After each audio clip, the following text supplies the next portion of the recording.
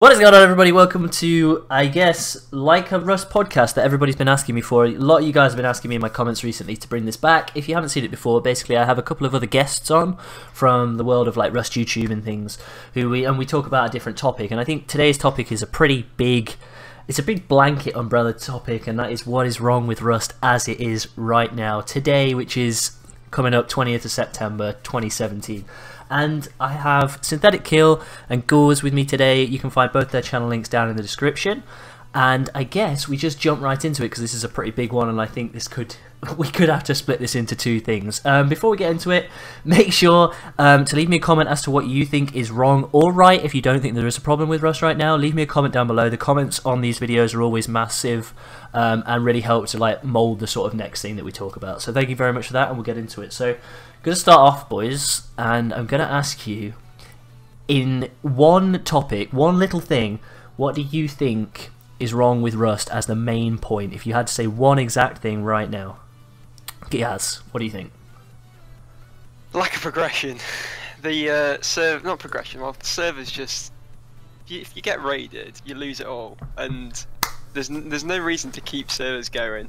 Yeah. After this, there's no point staying on the server if you get raided. And like blueprints, when you had all your blueprints learned. I get that.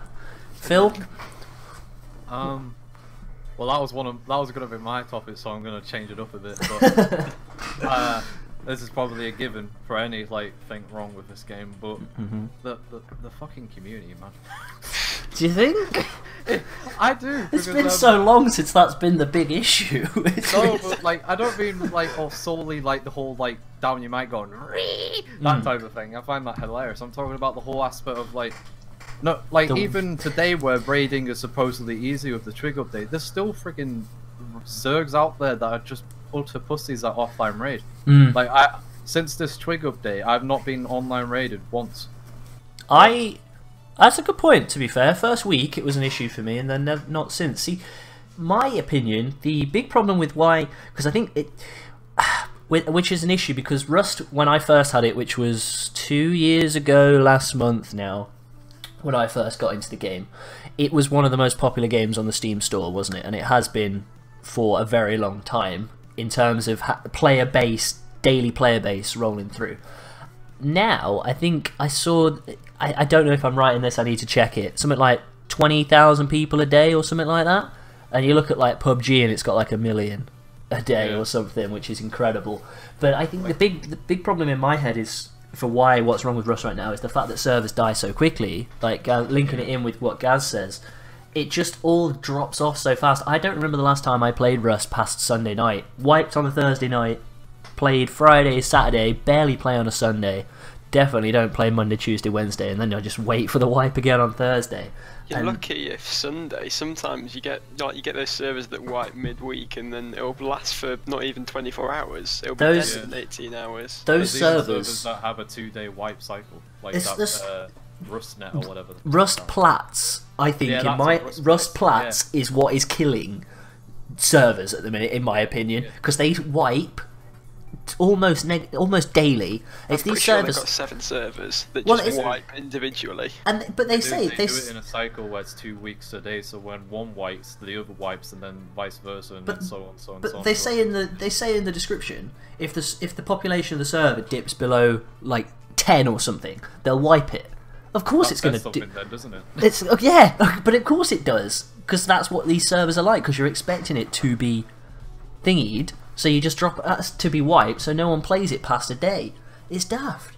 But you know what that kind of actually says as well about the player base, the fact that people enjoy the whole aspect of no guns and a really long progression system. They would rather be on wipe day where there's no guns rather than late game where there is guns. So that's kind of saying something about the whole progression of the game as a whole. Gonna have to take that point there about the guns, and I think that is, for me as someone who doesn't PvP intensely, and I know from looking at your videos, Synthetic Kill, whereby, and to be honest, watching them, they are some of the most entertaining Rust videos out there at the minute, where you join, just a little dab. where you join mid-wipe, at the beginning of the wipe, whatever, run up the road, hit a few barrels. You've got all of it within the opening 3 or 4 minutes of your video. You've got a P2, 3 P2s on your latest video. Yeah. You've got an AK, you've got Thompsons, whatever, and then you're set within what is, I guess, an hour of playing on a wipe. But if you join a server, a decent server, like I'll say Lone Survivors because that's the one I play, playing on the solo only one, you don't get very far in a fucking hour on there. But then you some do late game though. but you do late game. But then some people are rolling around with AKs and Thompsons and things within the first hour. It's mad, and I think that, in my opinion, then is going to be the biggest problem for Rust right now. The easiness of which you can get guns, and I know there is a huge amount of people that love that and enjoy that, and I'm sure you're one of them, aren't you? Synthetic, but well, I'm on and off because like. As a player, as an ordinary player, if I wasn't a YouTuber, I would love the whole aspect of not being able to find guns easily. Because one, it keeps the main issue that we're talking about right now and how we started this podcast off with is that servers die too quickly. Now, if they had the progression system where guns are really rare or like really hard to craft and find and everything, yes, a server would stay up. But on a content creator side, I'm also like I don't want that because I want to get that shit out, because if stuff was hard to craft, perfect example, Chilz, for example, he would get many videos out there or streams out there if guns weren't that easy to come by. And I know there's a skill factor in that and he could kill anyone, go deep, but at the same time, you know, you see how I'm talking about, like, it's hard, it's good on one side to keep servers alive, but on a content creator side, it's a death sentence. It's the same with Ark. That's why I feel you don't see a lot of like from zero to hero Ark, because the Ark progression system is you have to get the simple crafting bench or whatever. I don't really play Ark that often, and it's like a fabricator. Then from there you move on, and you got to keep progressing, and until you get that top fabricator, you can't craft the top guns, and it would take. It takes days to pretty much days, probably a couple of hours if you're good at the game, but it takes forever to get there. And as a content creator, you don't want to like, spend like 12 hours just to get to a gun. You want to be able to straight there. But Rust needs to get that balance where it takes 12 hours to get a gun instead of it taking 5 minutes, because at the moment you join a server, someone's got a gun, you can't set up, there's no point. Don't you think that Rust now has become a streamer's game or a YouTuber's game? It isn't for like, if I didn't make videos on it, I don't think I'd play it half as much as I do, and I don't even play it that much now, to be fair. I'm in the same boat with you. Because it's just, I like you say, I hop on for my stream in an evening or whatever, and I can go out and I can go and hit a rad town or something, and I can get a gun within the 2 hours of which whatever that you're streaming, and that's all well and good and fine and dandy. But if I wanted to play that as let's look at what Rust actually is. It's a survival game whereby you're going out and you're finding a weapon instantly, basically, effectively, and then you're giving up on your chap's survival aspect to the game within the first 5 hours of actually playing, because you're already end game. There is no sort of extra bit to get to in Rust anymore, which is what I think is the big issue.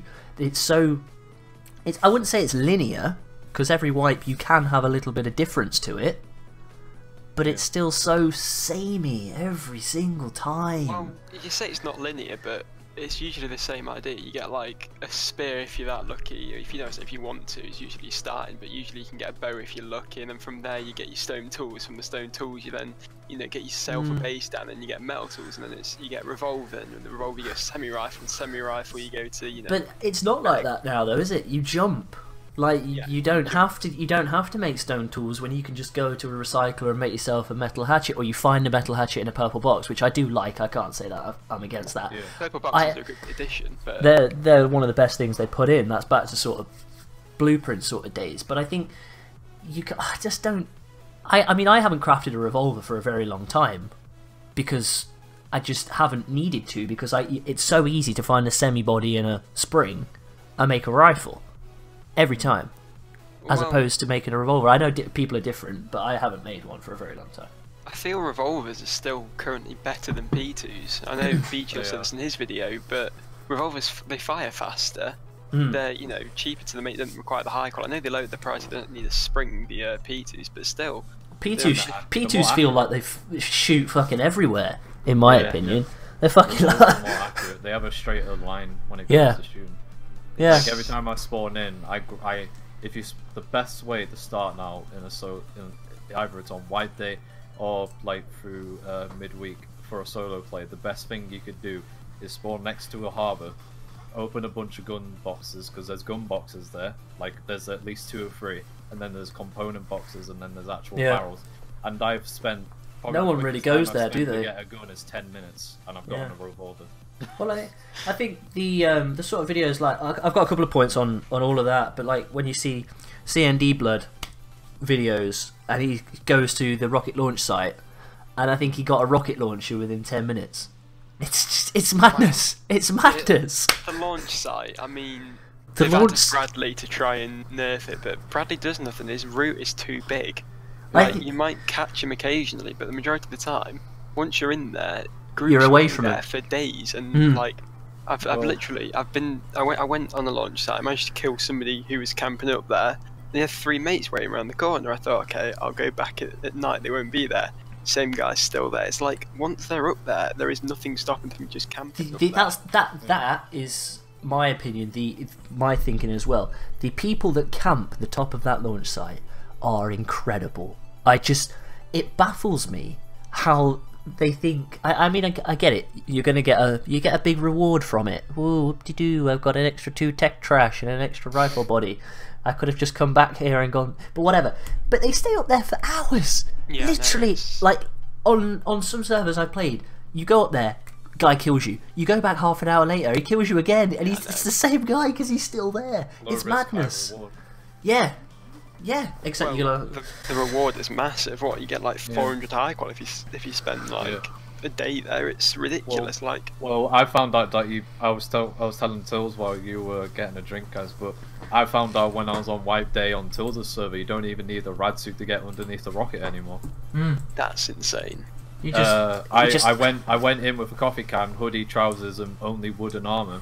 If you wore coffee can, that's when you start getting rads. But if you wear wooden armor, you can go all the way on top of rocket site. But the more importantly, you can go underneath where the main loot is, which has got the military new crate, a gun crate, and 2 component crates, and not counting all the barrels underneath there before you get to that room. And I went in without a rad suit, not even using a single bandage to like get away from rads or anything, because I wasn't getting rads full stop. And I came out with an AK and Wipe Day and just started killing. Yeah, no, I feel as well that the developers, I love them. I think they've done a great job. The game is good, and I like the way it's going, but they listen to Reddit too much. They need to step back, put polls on like the main menu of Rust. Like, I don't care how many animals I've killed or how many trees I've hit. That's a fair point, and you'd actually get the players. Yeah, get the players who actually go on the game and look. Well, Frost did on his Twitter, he did like a picture of like Helk actually saying that I fucked up and I'm not going to listen to the Reddit community anymore, which is a freaking godsend. But as soon as I commented on it, I said exactly what Gaz said. There needs to be polls or like a thing on the actual like homepage blog, along with the actual homepage as well. Because then not only would you just get the arseholes that are having a bad day and decided to do a keyboard warrior feminist freaking moment on Reddit, that you actually get the people that are playing the game right there at that moment on their feedback. And as soon as you open the game, or as soon as they read the dev blog, they're straight in and they can give a decent enough, not in the heat of the moment thing. See, I think there is a lot, I think, in my opinion, that is wrong with Rust. A lot of like little bits and pieces that in total add up to a big issue for the game as a whole. But going back to talking about the launch site, and talking about all the rad towns and the easiness and things, I think the launch site was a nice inclusion. It gets you a lot of your loot and everything. It's a very nice, lucrative place. Do I think we needed it? Maybe not, in general. But I think these scientists that they're talking about, some more NPCs coming into these sort of areas to stop people camping them, to stop people doing this, that, and the other at them, I think that's going to be huge. Yeah, well, what I wish they did is, I'm not saying it was bad that they just released and got it out there, but it's what I've seen to do, like Rust has done a lot, like with the chairs. They released the chairs, you couldn't sit in them. They kind of do it bit by bit by bit, when I'd rather they wait until the idea is complete. So they added Bradley, they added the NPCs, they added the launch site all at the same time. But instead they go, let's add the launch site, and then, you know, the 2 weeks or like month after the launch site, it was hell because there was no Bradley. And Yeah. then with Bradley now, is it a month until they release the NPCs? And I people think it'll still be get Max longer. Bradley. I think Exactly. it'll be It's like longer. I feel like they were trying to please everyone by releasing Something new and the launch site. exciting. Yeah, but then the issue with the launch site is it then caused some people to be upset that it was too easy to camp it, so they released Bradley. I just wish that they kind of like thought. I'm not saying they did. And then they didn't think about the Bradley, because then Yeah. people started using it to loot that, and then they decided to nerf it when no one even wants to destroy it anymore because it doesn't give off explosives, and now it's just a pointless freaking thing that no one even bothers about. And it's easy to run away from it. Exactly. It is. Its path is terrible right now. You just hide behind a wall and then it stops shooting after 2 seconds. Its bullets don't even do that much damage to you, do they? Yeah, but I just wish they kind of like, instead of just doing it bit by bit by bit, they all kind of thought about the bigger picture. It's like, I remember reading a Reddit post from one of the developers, I think, and he said like, no, sorry, it wasn't from the developers, it was someone at the developers who was saying like, did you actually think the component system all the way through? And people like were saying, well, you know, probably didn't, because there's all these issues they had with it, like how rare some components were, how like easy it was to get barrels of purple crates, for example. Like they didn't really think the entire idea through. I know it's hard to think the entire idea through, but Because I think that it's a big thing where they've got to try and sort of test things, and we're the guinea pigs, and I get that because the game is in alpha, and that is the big important thing. That's why I always think like at the end of the day, like this is a game that's in early development. It's opened up for anything in change. I think this that's is doing right now. This is helping the game, no matter what you think. That's the thing. This game is an alpha. I mean, how much did we pay for it as a game? It's like 13, 15 quid or something. Like that, yeah. English pounds. I don't know what the dollar equivalent of that is for you $20, Americans. $20, let's say. And I mean, I play this game more than I play any fucking game that I've paid £50 or £60 for. It's crazy, and the amount that they put into this game is incredible. And I'll give the developers that, but you just need something a little bit more at the minute to keep this game going, because it's losing its. I can't see. I mean, I wouldn't recommend this game now as thoroughly as I used to. Let's say. Don't get me wrong. Like everything I say, it's true, but I understand this now. I understand the developers are doing the best they can do, and I understand like everything about it. But it's just sometimes I feel that it's just not the game it used to be. Like I remember coming home at 4 o'clock and playing it until 10 o'clock solidly, just because it was that fun. You could you could do so much. Well, you could go raid, you could do anything. Just thinking, the nostalgia came through me playing it when I first sort of got it, and just building like bases that you felt actually connected to. Like I haven't felt connected to a base for so long. And a base for me now it's a place to put my loot that's gonna last a day max, unless you're playing official. But then if you go into the official world, you've got zergs / hackers. And the issues with hackers is the issue with hackers are you pay £15, you've got access to 5 accounts to hack on because of family sharing. Like CS:GO, they should have it so you can't family share. It's CS:GO have done it to stop cheating, so why can't Rust? I don't understand it. Well, I mean, I think the hacking problem is obviously very prominent. We've all sort of been there and had it happen, and it is stupid. I don't think it happens enough. I mean, it doesn't happen to me enough to make me think, well, I'm not going to play that game because there are hackers in there. But they are a fucking huge annoyance. But I think they're working on it, aren't they? I mean, they're working on a lot of things. When you hear about like their tree thing, I can't remember what it's fucking called, their flowchart thing, when they're going to roadmap. Yeah, when they're talking about loads of things, like I think Shadowfrax, when he said that these chairs that we're having are a gateway to being able to sit in vehicles. Okay, all right. I don't think we need vehicles. The game doesn't need vehicles. It's never needed vehicles. I wouldn't say vehicles. I wouldn't mind like a little, push bicycle that you can cycle just to make things, but like have some restrictions to it, so you can only cycle on roads. If you go off the crash, you like go at 2 miles an hour. I'd take a ride in a horse, I guess. At least that's. I wouldn't mind a horse over a bike, mate. Yeah, at least that's a little bit more in keeping, and you've got to go out and find one. But I think the big problem, and I mean, I completely understand if people who are listening to this now don't agree with our points, and please do comment down below so we understand, because I think three of us are kind of a decent pool of people to talk about it, because I mean we play solo and we play group style. You guys focus a lot on your PvP stuff. I'm more of a I'll say role player, and that's fine. And that's the two different types of aspects of Rust at the minute. But I think neither of which is enough to sustain a game like Rust. If you want to PvP, go and play PlayerUnknown Battlegrounds. If that's what you want to do. I get that it is a big part of Rust as it is, but I don't think it should come in until later in the game. I'd love to be able to use a bow if on the second day of wipe. I'd love to be able to use a bow 3 hours after wipe, but you just can't.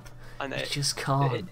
If they need to, like, I know they had this whole workbench idea. I don't know where they're still working on it or whatever, but they are. It's just that it's not going to Yeah. come in for a long time because, like you said, they're focusing now on the scientists and the AI and everything. Which is good. Yeah, it's good. But at the same time, those workbenches could be so good. I think the best sort of middle ground. Helt was talking about looking at some system where he merges the components with the blueprints, which would be nice. So you get components for guns and things and whatever, like it is now. And then to craft high-end stuff, I think Beacho's mentioned this in his video as well. Craft high-end stuff like your AKs, your Tommies, your guns, that sort of like C4, rocket launchers, everything. You'd have to go out and still find the blueprints for those. Yeah. Or, in my opinion, I think even if they just threw in these tier workbenches and maybe the top tier one you could only go to like the rocket site or something to get, and you had to go and travel there and take your blueprint fragments and combine them all there to get the blueprint. I think that would be good, because then it's sort of a mixture of the two. But I think that's definitely the way to do it. You have to put the ability to craft high-end stuff on a progression system and keep everything lower end so that people can still play the game and enjoy the game without having the end game sort of stuff, unless they put the effort in and get them. And I think that would be the best way to drag out. That was the idea they had. It was that, you know, to get all the top tier stuff you had to move up the map. And don't get me wrong, it's a decent idea, but I just feel then the people who can moved up the map will just come back down. the map. Because So it's like, I thought, when they very first mentioned that, I still think it's a horrific idea, because the best way for me to describe that, the whole like map progression system, where just like if you want good loot, go further up the map. If anything, that just sounds like a Battlefield game where when they add DLC, the player base is split. Yeah. Because then you have people that, well, even then, like you said, the people who are split can even exploit it and then fuck up over the other people that haven't got that stuff all around. It will split. I think that will kill servers even more, to be honest. The progression system, the up the map sort of thing. The up the map. When they think they should keep it freely, like an actual sandbox, but keep like the workbench thing. But then the whole the YouTuber content creator side of me is saying I don't want it at the same time, because I want to get a gun on. See, that's the beauty of just keeping sort of a difference between the component and the blueprint stuff and merging the two together. Because you could still get yourself a revolver or a P2, say, maybe go that high. Revolver, P2, water pipe, maybe the pom pipe, I don't know, on components, and you'll defaultly know how to craft that, and then the rest of the stuff, everything higher than that, a semi-rifle being sort of the lowest thing, going up to a Tommy, an AK, an MP5, whatever else there is, become later game weapons whereby you've got to go out and you've got to collect, I guess, blueprint fragments or something of that style. Maybe not blueprint fragments themselves, maybe a new type of thing now. And I mean, there was an idea where you had to go to like different parts of the map to get different components, wasn't there? So you'd only be able to get rifle bodies sort of in this area, and then you'd only be able to get high qual in this area, and you'd only be able to get springs at this area. And I'd like that. But then it's like people are complaining that they have to run so far, and that sort of. They've done that with the quarries, haven't they? Horses. And then if you had put horses in, yeah. Because the quarries, you can only get high qual in the north, and they can only get sulfur in the south. Who crafts a quarry? Exactly, who crafts quarries at the moment? Because they're stupid. If I find a quarry in an airdrop, when you just recycle it, you get scrap that, and then I get a base. Yeah, you get so much stuff from a quarry, man. It's crazy. The way that TCs currently work with the whole now building twig, it's like it just deems quarries useless because everyone can just build into them. I know you can put turrets down, but your turrets aren't perfect. It's like it's all very like as I said, they're not thinking about the bigger picture. They thought, oh, let's put the TCs back in so you can build Twig. Oh wait, that's now affected the quarries. We'll figure that out in the future. I feel that they need to, like, whenever they're trying to implement something big like that, they need to kind of sit down and think. Well, right, I think that's. Let's branch off and see what else that will occur and what will happen once we've done that. But I think that is a big thing to it, like the Twig update. Because say you did play the server, because I mean, I first started playing Rust on a dead server. I'll admit that. That's how I learned how to play it. Yeah, that's how I learned to play the game. Whatever. I went on 10 times. There you go. I was the original OG. I went on UK1 official. But I mean, and I got my ass raped. if I got a quarry, I'd fucking have that shit, and I'd feel like a fucking champion Yeah. having a quarry outside my base. Now I spit on the things. Wouldn't even dream of putting one outside my base now. But but that's just how Rust is. I don't know. I think, like I said earlier, I don't think it's a survival game anymore, and I think that's the big thing we need to try. The developers need to think about and try and go back to. It's basically Battlegrounds, but without the blue stuff. That's all it is right now. Yeah, and you don't. Every time you die, it's just more and more annoying. Because like Battlegrounds, I just restart the game and come up with everybody else at the beginning. Oh, did I? Well, with Battlegrounds, when you die, you start again, and everyone else starts again at the same time. With Rust, it's like if you die, everyone else has already fucking got their guns and shit still ready to go, and you're starting again, naked, jumping out of a plane, basically. Yeah, touching back on like the whole like progression system of the thing and everything. I like the idea of the scientists, but I don't at the same time, because they're literally going to be the equivalent of being able to find items and guns again, because once you, but with the fun of having to kill them, because they have guns and they have attachments and gear and everything, which I'm all fun for, because if you could get raided and then be like, you know what, I'm going to make a bow or a crossbow and see if I can get a cheeky headshot on this scientist who's off wandered by himself, kind of like the scabs in Escape from Tarkov. You kill a bunch of AI and get their shit and then run off, which I like the idea of, but then that's just going to add in so many more complications. For example, when you're complaining about the people camping on top of the rocket site, who's to say that they're just going to camp the actual scientists, and if anything, they're just going to be another term for farming. Oh, just farm a few scientists and get 10 guns and then get back to base. That's true. I think they're talking about them being two-edged sword. I like the idea of it, but at the same time, I think it's gonna... people are going to exploit it. Yeah. Yeah. Like in any game. That goes back to me with the whole, they need to think the idea completely through before they start implementing it. It's I feel like it's the biggest downfall. They're not doing that. If anything, they're just trying to figure out how to get them in the first place and then worry about it later. Because right now they're just focusing on the nav mesh of the AI, which is good and is needed for the animals and, let's say, these scientists later on. But in the bigger picture, like what Gaz has been explaining with the quarries and the Twig update and everything, I can guarantee you right now, I will camp rocket site and kill scientists. I will camp with a silenced bolt and headshot them and then run over and get their stuff and then run over. Yeah, it depends what they drop, doesn't it, and how strong they are. I think they're talking about making them strong, but like you say, they're never going to be... I mean, in the greatest thing here, they're never going to be perfect. You're going to be able to, like you say, camp somewhere and kill them continuously, and you're going to be able to get the loot. Of the roof. Yeah, well, and then think about what used to happen with bears back in the old branch of Unity. You could just camp behind, like, you know, build a twig foundation, and you could just shoot them. They wouldn't be able to hit you. Like, is there going to be another exploit with the scientists? It's no doubt.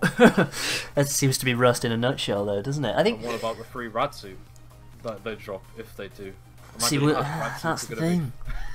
Not a problem anymore. I think if they do drop anything, I think it should be very broken guns, because obviously it would be like as if they've used it, so it has broken. I think that would be worthwhile. I think if they dropped a rad suit, that could be broken as well. I know they don't break at the minute, but I think they should. I think they're very open. I think they implemented a reason where like the scientists have the higher end rad suits, but we have like our own homemade ones, which look like different to differentiate from the two.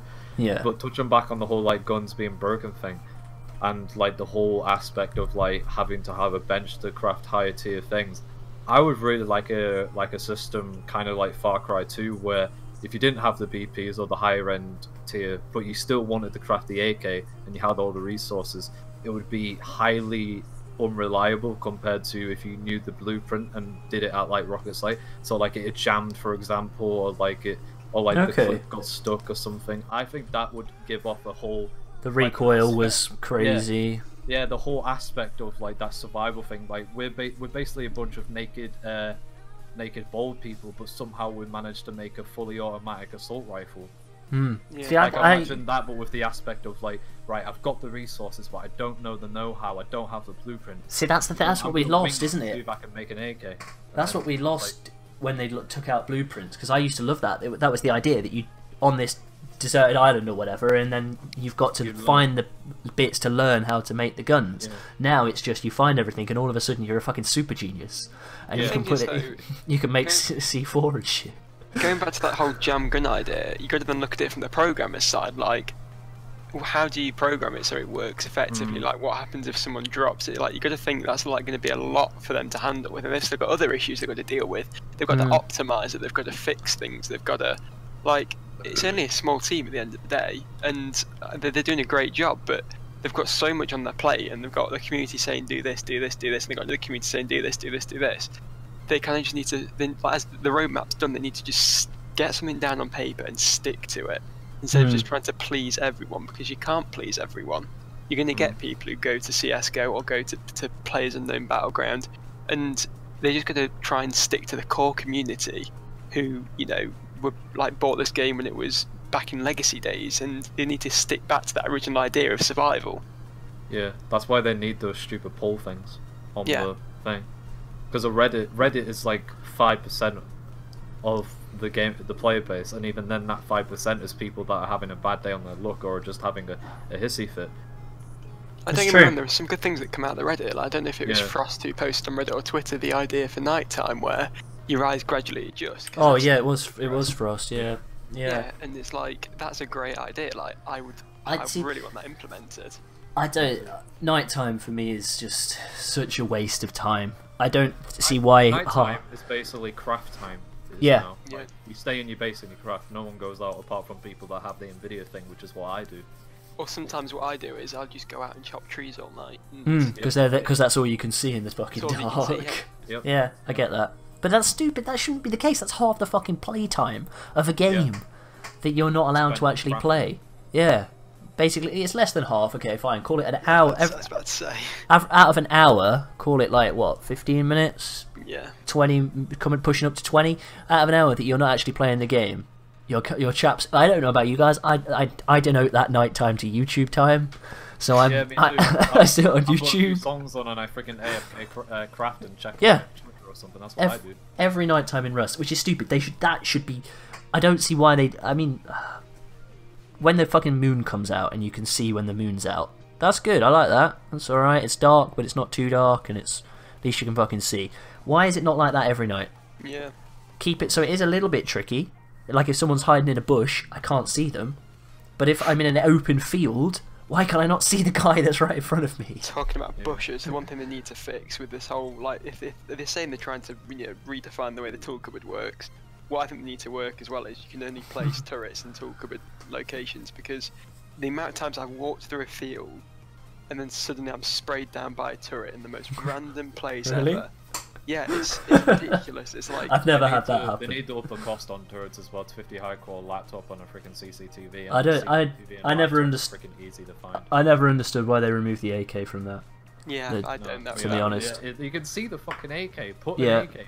Never understood why they took that out. I mean, I understand it's quite tricky because obviously as a solo player, if I'd crafted myself an AK, I'd never even fucking think to put that in the turret because I'd want to use it myself. But that being said, AKs are so fucking easy to come by now. Why not just keep it in there? And it'd make it trickier, and it'd mean that you'd because I think it was Tilz' video again where he was saying that after he'd got raided and somebody had griefed their base, and actually synthetic that wipe we played when we duoed on Lone Survivors duo when we tried to take the heli. Those guys that raided us, that offline raided us when they were stream sniping us. After they DDoSed the server, the rascals. They'd actually left 4 turrets in our base then. Yep. Yeah, for us, so we couldn't go back in basically. fucking fully loaded 4 turrets because they're just so easy to make. It's madness. It's also going back to the whole online raiding stuff. Online raids, no one does because everyone despawns. Then offline raids, there's no way to easily disable turrets. And if people go offline, they're like, right, today I could wake up with, like, tomorrow I could wake up with no loot. So what they do is they just put like 5,000 ammo in the turret. I know it's not 5,000, it's what, 128 times 5, but still, they put like the turrets up to complete full. And like, I know they're in there to protect the base, but now that they did the sound occlusion, you can barely hear them until you're actually point blank with them. And like the laser, they only like really point to you when you're pretty much in line of sight with them, and by then it's too late. It's like, see, the traps and things like the turret and the shotgun traps, I really like them. I give you that. I mean, it's nice to know that your base is relatively protected. That being said, not once has that actually stopped a full-on raid when I've not been online, but it does make me think, oh, somebody's gonna have a little. It's somebody who's coming to raid me. It's gonna bodge up their day a little bit, which is fine. But I mean, the amount of times that just you can't go deep anymore because somebody's got a shotgun turret. Yeah, I know. You jump in and it's just above the door or some shit, and they've baited you in. And I know it's my stupidity for falling for it, but at the same time, it's just fucking annoying. But right, yeah, going off topic. I mean, the one problem that is wrong with Rust, shotgun turrets. But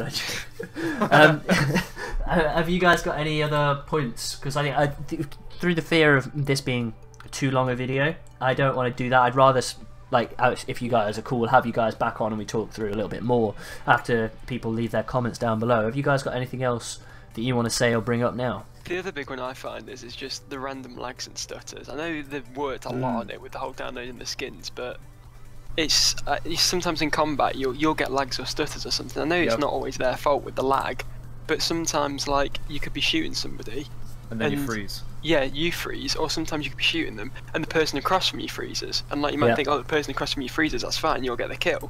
But then suddenly they unfreeze and they've fired 40 bullets and like you're dead. Yeah. And it's like, I know it's not always their issue because it could be that person, but there should be a way, like, I wouldn't mind region blocking, for example. I know you wouldn't be able to play with your American YouTubers or whatever unless you played in a private server, but like, on official servers, UK, only UK people can join. EU, only EU people can join. Russia, give Russia their own servers. It's the same with like League have their own region locks, like Northern Europe, like Eastern Europe, Western Europe. Just give everyone their own region. Well, it doesn't even need. Yeah. All right, guys. We had Brexit. We don't want it. I get what you mean though. It's just, but isn't that the sort of thing where you've got now where people just play? You can see that a UK small whatever is hosted in the UK, so only surely the UK people should play that now. Yeah, but then you get like the Korean clans that, you know, when it's 3 in the morning in UK, when the server's dead, you've got the Korean clans that can go on there and build behemoths of bases, and then you try and raid them, and they've got like loot everything. Yeah, but it's like you load in and it's fucking the Empire State Building in front of your base. Yeah, literally. I feel if the region locked it, it would kind of slow down a lot of that. Could be UK people playing in UK on UK time. And like, I'm sure you might get the odd 1 or 2 people who stay up till 6 in the morning playing it, and let them do that. Let them, you know, waste that time playing it. But yeah, I just feel like it should be like locked or something, so you can't just have people come on from different time zones and just dominate the server. Well, that's the big thing, isn't it? The people that come on at different time zones. When you're not online, it's their go time, and then that's when the offline raids come. But I don't think there's any stopping offline raiding, is there? I mean, there was one thing I saw. It's called, I think it was a server called Rusty Horde. I'm not a sponsor or anything. And what they did is you join their Discord server, you'd link your base to it like through your TC and stuff. Oh yeah. And if you get an online raided, you'd get a notification on your phone from Discord saying you're being online raided. Really? Yeah, I think that's an amazing idea. Shit, that's fucking awesome. Like, it's such a cool idea they did, and like, I know it's just like one server. See, I've always thought in my head what would have been the coolest thing is if you could turn those CCTV cameras, put them in your base, and then you get like a notification on your phone to an app or something, like a Rust app, when it it like saw some motion or something, and then you'd be like, oh shit, there's somebody in my base. And then you could watch it as well on your phone. Be like, I mean, shit, I got a rocket launcher. Fuck, I need to go home now. But then again, you got to look at the developers side. They're going to develop. Yeah, it'd be so. I know. Storage of the footage. I know.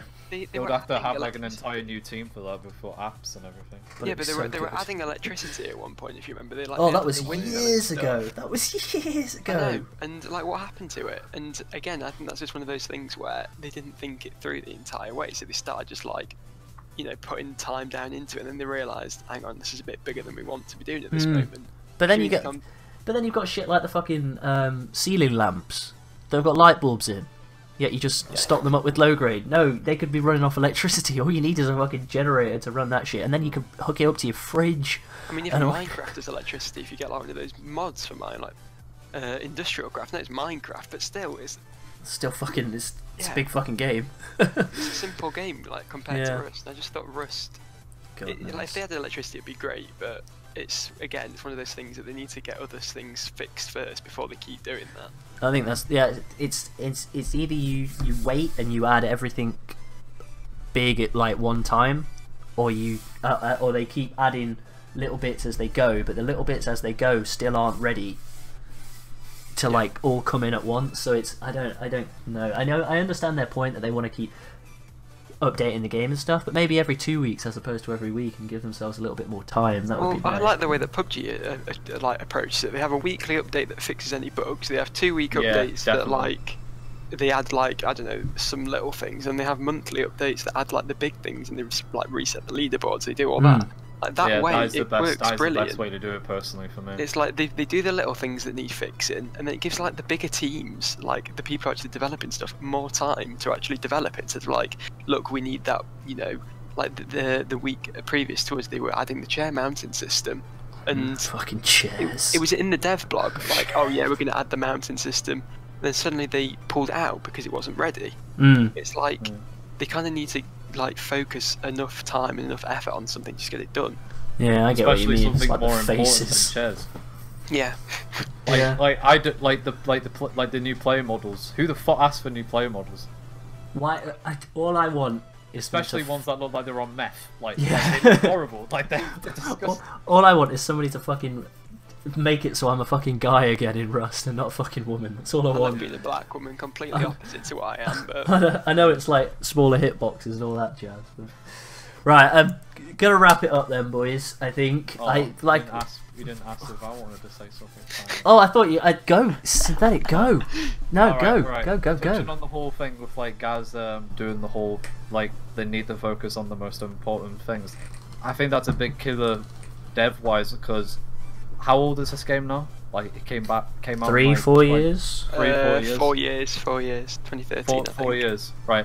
They're doing all these updates. They're adding new stuff. Yeah, it's cool and all, but I think they're doing that mainly because they don't want to lose the player base that they have now, and they're getting that right now. A lot of like veteran players, thousands of hours. Like CZ, for example, he's only recently just started playing it again because he took like a huge long break. But my guys' mate, who was like a really heavily PvP oriented player, Sap, he hasn't played since. He hasn't played for like nearly half a year now.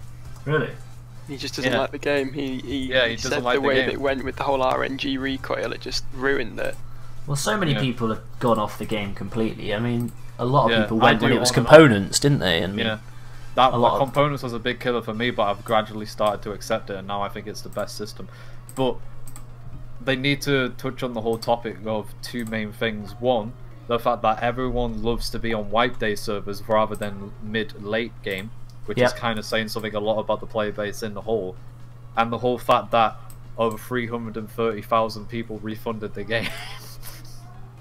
That says a lot about... Yeah, there was an article recently where over 330,000 people refunded the game.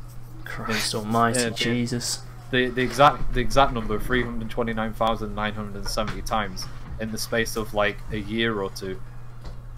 That's kind of saying something about the game. Not necessarily, it might not even be on the dev side of things of like implementing new stuff.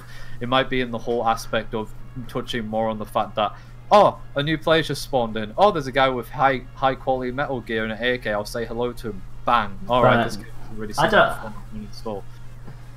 I mean, there's so many things we could talk about. Like the sash thing. Did we need that? No. When you've got a weapon or an aggressive weapon, that thing stupid. that appears. That makes no sense. That doesn't make sense. I don't Why get do you need that. a sash when you can see the gun or the tool on their back in the first place? Yeah. It makes no just- sense.